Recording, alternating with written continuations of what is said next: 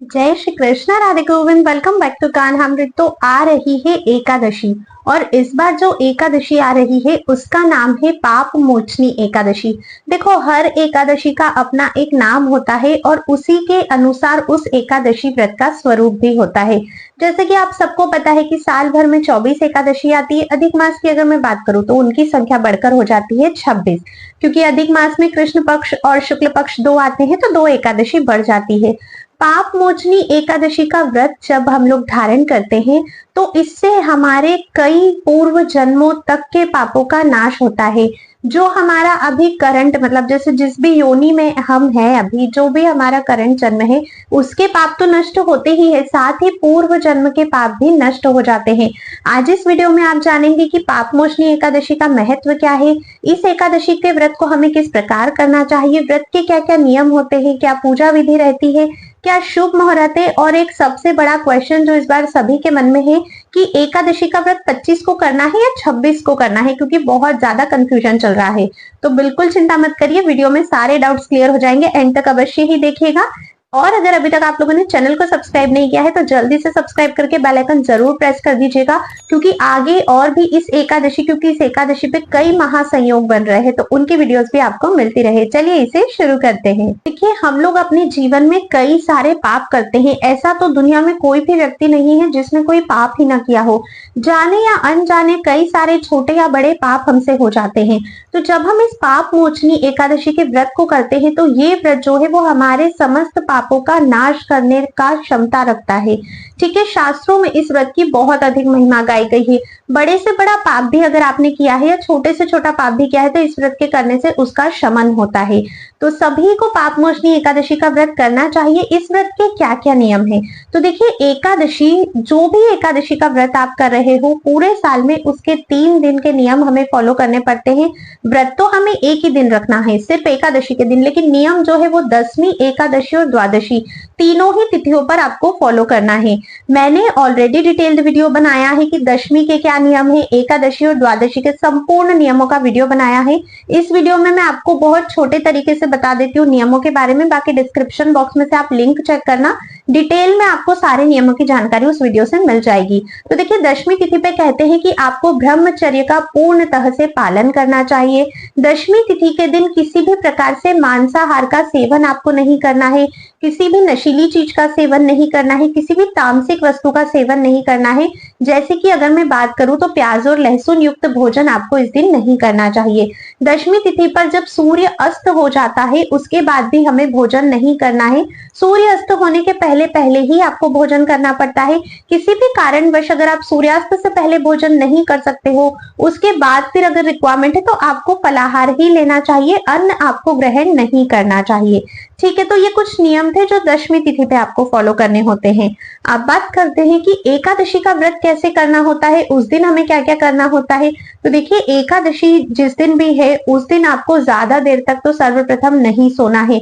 ब्रह्म मुहूर्त तक आपका स्नान हो जाना चाहिए। ब्रह्म मुहूर्त का जो समय होता है वो होता है आपके यहाँ जब भी सूर्योदय हो रहा है उससे 1.5 घंटा पूर्व का। ठीक है, तो ब्रह्म मुहूर्त तक आप अपना स्नान वगैरह करके फ्री हो जाइए। एकादशी के दिन कोशिश करिए कि स्नान के जल में आप गंगा जल, यमुना जल को मिक्स कर सको। ठीक है, अगर आपके पास अवेलेबल है तो। इसके बाद हमें भगवान श्री कृष्ण की मंगला आरती करनी चाहिए। भगवान की मंगला आरती कीजिए और भगवान अगर आपके घर में लड्डू गोपाल के रूप में है तो उन्हें कुछ भी भोग आप रख दीजिए, क्योंकि उन्हें उठते से बहुत भूख लगती है। तो आप दूध रख सकते हो, मेवा रख सकते हो लड्डू गोपाल के भोग में। उसके बाद हर एकादशी पर तुलसी महारानी की सेवा और पूजा करने का बहुत अधिक महत्व होता है। देखो, तुलसी महारानी जो है ना वो हमारे जीवन में भक्ति प्रदायिनी है। ठीक है, तो तुलसी महारानी की सेवा पूजा आप करिएगा। तुलसी महारानी की सेवा पूजा करने के बाद फिर आपको अगर गुरु मंत्र प्राप्त है तो आपको गुरु मंत्र का जप करना चाहिए। कोशिश करिए कि आप तुलसी महारानी के पास बैठकर ही कर सको। अगर वहां नहीं कर सकते हो तो फिर घर के मंदिर में आप कर सकते हो। कहते हैं कि एकादशी वाले दिन अगर गुरु मंत्र है तो उसका जप, या फिर हरे कृष्ण महामंत्र जो कि है हरे कृष्ण कृष्ण कृष्ण हरे हरे, हरे राम राम राम हरे हरे, इस महामंत्र का जब आपको करना चाहिए। कम से कम 16 माला करनी चाहिए। अब एकदम इनिशियल लेवल पे तो कोई 16 राउंड्स नहीं कर पाएगा। 108 मनके वाली माला पर जितने राउंड्स आप कर सकते हो उतने आपको करने चाहिए। एकादशी का देखो ओवरऑल अगर मैं आपको बताऊं ना तो एकादशी का मतलब है भगवान के समीप रहना, भगवान के करीब रहना, उनकी उपासना करना, उनके नामों का जप करना, उनकी लीलाओं का चिंतन करना, उनके गुणों का गान करना। ठीक है, तो एकादशी वाले दिन आपको यही करना है, निंदा नहीं करनी है, किसी की चुगली नहीं करनी है, व्यर्थ की बातों में समय व्यतीत नहीं करना है, यहाँ वहां अपना टाइम पास नहीं करना है, मूवीज देखना, टीवीज देखना, वेब सीरीज देखना, गेम्स खेलना, ऐसी सारी चीजें आपको नहीं करनी चाहिए। पूरा अपना जितना भी समय है वो भगवान को देना चाहिए। अगर आपको ऑफिस जाना है, स्कूल जाना है, घर में कार्य है, तो वो सब आप करते जाइए, लेकिन मन से आपको गोविंद को याद करना है। देखिए, उपवास का मतलब ही यही होता है कि भगवान के समीप हमें इस दिन वास करना है। प्रत्यक्ष रूप से हम वहां तो नहीं बैठ सकते, लेकिन मन से तो हम भगवान के साथ रह सकते हैं। तो आप उनके नामों का जप करिए, कीर्तन सुनिए, कथाएं सुनिए, लीलाओं का चिंतन करिए, बहुत सारी ऐसी चीजें हैं। घर पर हो, फ्री हो तो ग्रंथों का पाठ करिए, मंदिर जाइए, भक्तों का संग करिए, भगवान के नामों का जप माला पर करिए, और काफी सारी ऐसी एक्टिविटीज आप कर सकते हो जिससे आप भगवान के समीप रह सकते हो। क्योंकि सच्चा व्रत वही होता है जो भगवान के नामों का जप करते हुए किया जाए, भगवान का सुमिरन करते हुए किया जाए, ना कि इधर उधर की बातें करते हुए और ज्यादातर समय खाने में व्यतीत करते हुए किया जाए। अपनी इंद्रियों पे इस दिन आपको संयम रखना है। सुबह की जो पूजा रहेगी वो आपको किस प्रकार से करनी है, जैसे डेली आप अपने घर में पूजा करते हो बिल्कुल वैसे ही आपको पूजा करनी है। हो सके तो आप अपने ठाकुर जी को पंचामृत से स्नान करवा दीजिएगा इस दिन। उसके बाद उन्हें पीले वस्त्र धारण करवाइएगा, खुद भी हो सके तो पीले वस्त्र आप लोग धारण कर सकते हो। फिर इसके बाद भगवान को जो भी भोग आपको अर्पित करना है अर्पित कीजिएगा। अच्छे से प्यार से भगवान की पूजा अर्चना और वंदना आपको करनी है। देखिए, वैसे तो एकादशी में पूजा चौकी बिछाकर भी की जाती है, तो जैसा भी आपका मन हो, जितना भी समय आप लोगों के पास हो, उस हिसाब से आपको पूजा करनी चाहिए। अलग से चौकी रखकर, कलश रखकर पूजा कर सकते हो, ज्यादा समय है तो बिल्कुल वैसे करो, नहीं तो डेली जैसे पूजा करते हो वैसे ही करनी है। भगवान को धूप दिखाइए, पुष्प अर्पित कीजिए, इस तरह से उन्हें प्रसन्न करने की कोशिश कीजिए। देखो, एकादशी को ना हरिवासर कहते हैं, मतलब जिस तिथि में हरि का वास होता है। और पता है, भगवान ने बहुत ज्यादा कृपा करके एकादशी महारानी को प्रकट किया, एकादशी महारानी को एकादशी तिथि में वास दिया, और हम जैसे कलयुग के जीवों का कल्याण करने के लिए ही इस व्रत को बनाया गया है। एकादशी के व्रत में अन्न सर्वथा वर्जित होता है, अन्न का त्याग हमें नहीं करना चाहिए। चाय कॉफी का सेवन भी हमें इस दिन नहीं करना चाहिए।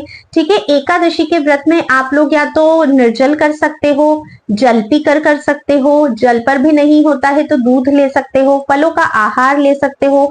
इतना भी सामर्थ्य नहीं है तो फिर आप एकादशी प्रसाद ले सकते हो, जिसमें कुट्टू का आटा और ये सारी चीजें, मूंगफली और आलू और ये सारी चीजें यूज करते हैं। मैंने ऑलरेडी एक और डिटेल वीडियो बना रखा है जिसमें मैंने डिटेल में बताया है क्या खाना है और क्या नहीं खाना है। क्योंकि ना एकादशी के व्रत में क्या खाना है नहीं खाना है इसको लेकर भी लोगों की बहुत ज्यादा चर्चाएं होती है, बजाय ये पूछने के कि एकादशी का व्रत एक्चुअल में कैसे किया जाता है शास्त्र आज्ञा के अनुसार। तो वीडियो का लिंक आपको डिस्क्रिप्शन बॉक्स में मिल जाएगा, वहां से चेक करना हम लोग क्या खा सकते हैं क्या नहीं खा सकते हैं एकादशी के व्रत में। पर अन्न का सर्वथा आपको त्याग करना चाहिए, ना इस दिन अन्न खाना चाहिए और ना ही किसी को अन्न खिलाना चाहिए। ठीक है, उसके बाद देखिए, एकादशी वाले दिन संध्या पूजन का विशेष महत्व होता है। संध्या में घर में दीप जलाने चाहिए, आरती करनी चाहिए, तुलसी देवी के समक्ष घी का दीपक आपको अवश्य ही जलाना चाहिए। तुलसी देवी की इस दिन कम से कम 4 परिक्रमा आपको करनी है, और फिर ज्यादा से ज्यादा जितने भी आप लोग कर सकते हो उतनी आपको करनी है। जैसे बहुत सारे लोग होते हैं ना जो डेली संध्या वंदन नहीं कर पाते हैं ऑफिस या किसी भी कार्य की वजह से, लेकिन एकादशी पर ध्यान रखिएगा कि संध्या पूजन अवश्य करना है। अगर आपसे नहीं होता है तो घर पर आप किसी को बोल सकते हो, या कोशिश करिए कि उस दिन आप जल्दी आकर संध्या पूजन अवश्य ही कर सको, क्योंकि इसका बहुत ही विशेष महत्व इस दिन होता है। उसके बाद देखिए, कहते हैं शास्त्रों में कि एकादशी की रात्रि सोने के लिए नहीं होती है, इस दिन हमें जागरण करना चाहिए। ठीक है, तो एकादशी की रात्रि पे पूर्णतः जागरण होता है, और फिर नेक्स्ट डे यानी कि द्वादशी के दिन होता है आपके एकादशी व्रत का पारण, जिसे कि व्रत खोलना कहते हैं। एकादशी व्रत जितनी निष्ठा से आप लोग करते हो ना, उससे अधिक निष्ठा से आपको पारण करना होता है, क्योंकि हर एकादशी के पारण का समय अलग होता है, और निर्धारित समय पे अगर पारण नहीं किया जाता है, मतलब अगर निर्धारित समय पर व्रत नहीं खोला जाता है, तो व्रत के संपूर्ण फल की प्राप्ति नहीं होती है। हर एकादशी के पारण का वीडियो मैं चैनल पर बनाती हूँ, जो कि आपको एकादशी वाले दिन चैनल पर मिल जाएगा, तो आप लोग पारण की वीडियो भी अवश्य ही चेक करना। हर एकादशी की अपनी एक अलग कथा होती है। व्रत अगर आप कर रहे हो या व्रत नहीं भी कर रहे हो तो भी एकादशी की कथा आपको सुननी ही चाहिए। बहुत अधिक पुण्य फल की प्राप्ति उससे आपको होती है। एकादशी कथा की वीडियो भी आपको एकादशी के दिन चैनल पर मिल जाएगी, उसे भी आप लोग अवश्य ही श्रवण करिएगा। तो ये थे एकादशी व्रत के नियम में। एक क्वेश्चन, काफी सारे लोग हैं जो रात्रि जागरण नहीं कर सकते हैं, तो ऐसे में फिर आप लोगों को क्या करना है? अगर आप लोग रात्रि जागरण नहीं कर पा रहे हो तो फिर आप लोग ये करिए कि मिडनाइट तक आप लोग जागरण करिए, मतलब रात के 12 बजे तक जग लीजिए। 12 बजे बाद आप लोग सो सकते हो, फिर आप ब्रह्म मुहूर्त में उठकर नेक्स्ट डे पारण की प्रोसेस फॉलो करिएगा। ठीक है। पारण वाले दिन के यानी द्वादशी तिथि के दिन के भी कुछ नियम होते हैं, वो उस दिन आपको पारण कैसे करना है, क्या करना है, क्या विधि रहेगी, वो पारण की वीडियो में आप लोग देख लीजिएगा। तो ये था एकादशी व्रत का नियम संपूर्णतः। ठीक है। अब जो सबसे मेन क्वेश्चन अभी आ रहा है कि इस बार एकादशी करनी कब है, तो देखिए इस बार जो पाप मोचनी एकादशी है वो है 25 मार्च 2025 की, मतलब तिथि के अनुसार अगर मैं बात करूं तो पूर्णतः एकादशी की जो तिथि है वो 25 मार्च 2025 को आ रही है, जो कि सूर्योदय से पूर्व ही शुरू हो जाएगी। हम हर व्रत उदया तिथि के हिसाब से करते हैं, तो उदया तिथि के हिसाब से एकादशी का जो व्रत है वो 25 मार्च का ही आ रहा है। और फिर 26 मार्च को जो एकादशी है वो सुबह सुबह 3:30 बजे के लगभग खत्म भी हो रही है। मतलब 26 मार्च को आपको जो तिथि मिलेगी सूर्योदय के समय वो आपको मिलेगी द्वादशी तिथि। लेकिन एकादशी तो इस बार 25 मार्च को ही है अगर मैं तिथि के अनुसार बात करूं, लेकिन इस बार हम लोग एकादशी का व्रत 25 मार्च को ना करते हुए 26 मार्च को व्रत करेंगे। ठीक है। अब यहाँ पर एक बहुत बड़ा क्वेश्चन आता है कि जब 26 मार्च को उदया तिथि में एकादशी तिथि है ही नहीं तो फिर व्रत क्यों करना है? मैंने आपको वीडियो शुरू होने के पहले ही कहा था कि इस बार जो एकादशी आ रही है वो कई महासंयोगों के साथ आ रही है। बहुत ही विशेष और शुभ योग इस बार एकादशी पर बन रहा है, तो इसलिए एकादशी का व्रत जो हम लोग करेंगे वो करेंगे 26 मार्च 2025 के दिन। अब आपको ये व्रत 26 मार्च को क्यों करना है, 25 को क्यों नहीं करना है, कौन से विशेष योग बन रहे हैं, कौन सा महाफल हमें इस बार एकादशी देने वाली है और इस बार की एकादशी क्यों इतनी खास है, इसके लिए मैं एक सेपरेट वीडियो बनाऊंगी जिसमें मैं सिर्फ आपको यही बताऊंगी कि 25 को हम क्यों व्रत नहीं कर रहे हैं और हम व्रत 26 को क्यों कर रहे हैं। वो वीडियो आपको कल मिल जाएगा। इस वीडियो के बाद में उस वीडियो को अवश्य ही देखिएगा, तभी आपको ये चीज क्लियर हो पाएगी कि 26 मार्च को व्रत क्यों करना है। एंड ट्रस्ट मी, इस बार की जो एकादशी आई है ना वो बहुत बहुत बहुत पुण्य फलदायी एकादशी है, तो इस एकादशी का व्रत सही दिन पर करना अति आवश्यक हो जाता है। तो कल की वीडियो आप लोग अवश्य ही चेकआउट करिएगा ताकि आपका ये 26 और 25 मार्च वाला जो डाउट है वो बहुत अच्छे से क्लियर हो जाए। अभी के लिए मैं बता देती हूँ कि व्रत जो हमें करना है वो हमें 26 मार्च 2025 को ही करना है। आज की वीडियो में बस इतना ही था। अब मैं आपसे कल मिलती हूँ और तब तक के लिए अगर आपके मन में कोई भी डाउट से कोई भी प्रश्न है तो आप लोग मुझे कमेंट करके अवश्य ही पूछ सकते हो। अगर थोड़ा भी वीडियो पसंद आया है तो ज्यादा से ज्यादा हर किसी को शेयर कीजिए जो लोग एकादशी व्रत करना चाहते हैं या पहले से एकादशी व्रत करते हैं। और वीडियो को लाइक किए बिना बिल्कुल भी मत जाइएगा। आई होप आप लोगों ने अभी तक चैनल को सब्सक्राइब तो कर ही लिया होगा। चलिए नेक्स्ट वीडियो में मिलते हैं। राधे राधे।